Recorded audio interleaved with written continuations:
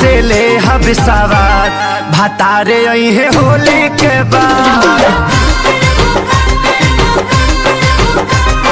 के ले हब सवार भतारे है होली देवरा तो गइल सोहर कैसे रहब फगुआ भर पल पल तयावेला यार भतारी है होली के बाद के करा से ले हब सवार भतारे है होली के बाद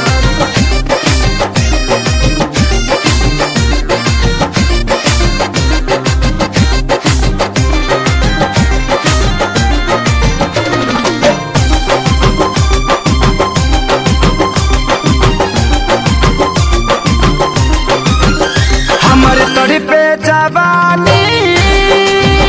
कैसे मनवा के बानी खूबे बहे फगुन हटा के रानी हो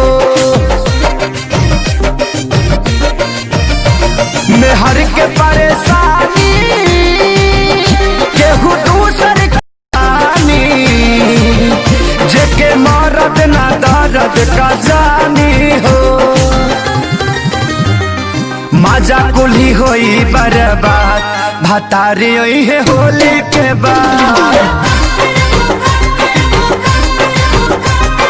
के डाली फसल में खाद भतारे है होली के बाद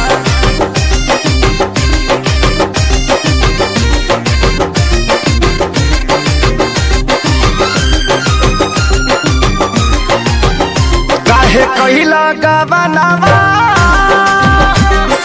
हाथी सजनावा जब जाए के रहे लुधियाना हो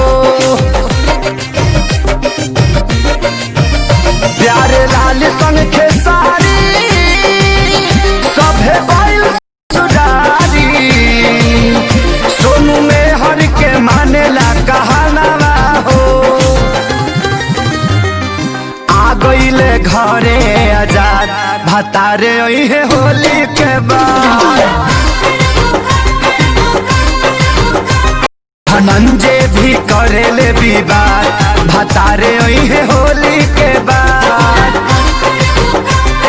देवरा तो गइल सोहर कैसे रहब फगुआ भर पल पल तयावेला यार भतारे है होली के बाद